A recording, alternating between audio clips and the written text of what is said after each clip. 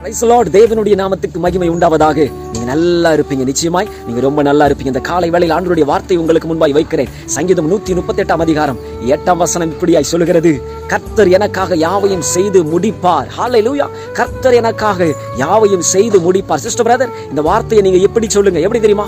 கர்த்தர் எனக்காக யாவையும் செய்து முடித்து விட்டார். ஆமென். ஆண்டவர் நமக்காக எல்லாத்தையும் செஞ்சு முடிச்சிட்டாருங்க. அதனால தான் பாருங்க, தேவனுடைய மனுஷனாகிய யோபு இப்படியா சொல்றார், தேவரீர் நீர் சகலத்தையும் செய்ய வல்லவர், நீர் செய்ய நினைத்தது ஒன்றும் தடைபடாது என்பதை அறிந்திருக்கிறேன். ஆமா, ஆண்டவர் உங்க வாழ்க்கையில செய்ய நினைத்த காரியங்கள் ஒண்ணுமே தடைபடா. சிஸ்டர் பிரதர், இப்ப தடைபட்டு நிக்குதா? நிச்சயமாய் சொல்லுங்க இந்த வசனத்தை, கர்த்தர் எனக்காய் யாவையும் செய்து முடித்து விட்டார்.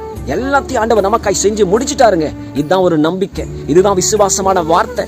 வார்த்தையை பேசுங்க இந்த காலை வேளையில. கர்த்தர் எனக்காக, என் பிள்ளைக்காக, என் குடும்பத்துக்காக யாவையும் செய்து முடித்து விட்டார். ஆமா, பவுல் இப்படியா சொல்றாரு பாருங்க, பெற்றுக்கொள்ளத்தக்கதாய் ஓடுங்கள். ஆமா, பெற்றுக்கொள்ளத்தக்கதாய் ஓடுங்கள். என்ன சிஸ்டர் பிரதர், ஆண்டவர் நமக்காக யாவையும் செய்து முடித்து விட்டார்.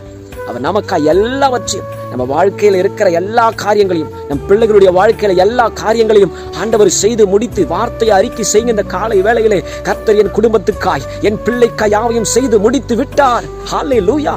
இதுதானுங்க ஒரு விசுவாசமான நம்பிக்கையான வார்த்தை. ஆமென். நமக்காக செய்ய ஆண்டவர் யாருக்காக செய்ய போறார்?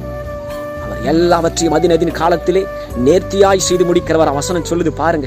ஆமா, எல்லாவற்றையும் நேர்த்தியாய் செய்து முடிக்கிறவர். நம்ம வாழ்க்கையில எல்லாவற்றையும் நேர்த்தியாய், சரியாய், சூப்பராய் ஆண்டவர் நேர்த்தியை செய்வார். சிஸ்டர் பிரதர், நீங்க கலங்குறீங்க, நீங்க திகைத்து நின்று கொண்டிருக்கிறீங்க சிஸ்டர் பிரதர். ஆமா, கர்த்தர் நம்மோடு கூட இருந்து நமக்காக யாவையும் செய்து முடிச்சிட்டாரு. ஆமா, இதுதான் ஒரு நம்பிக்கையான வார்த்தை. எல்லாத்தையும் உங்களுக்காக, உங்கள் குடும்பத்துக்காக எல்லாத்தையும் ஆண்டவர் செஞ்சு முடிச்சிட்டாரு. நீங்க கலங்காதீங்க, நீங்க திகையாதீங்க. ஆமே, பாருங்க, அண்ணாலும் இப்படிதான் அழுதாங்க.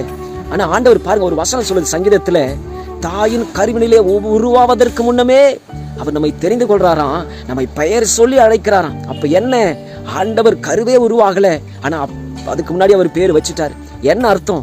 ஆண்டவர் நமக்காக யாவையும் எல்லாவற்றையும் செய்து முடித்து விட்டார். உங்களுக்காக ஆண்டவர் எல்லாத்தையும் செஞ்சுட்டாருங்க.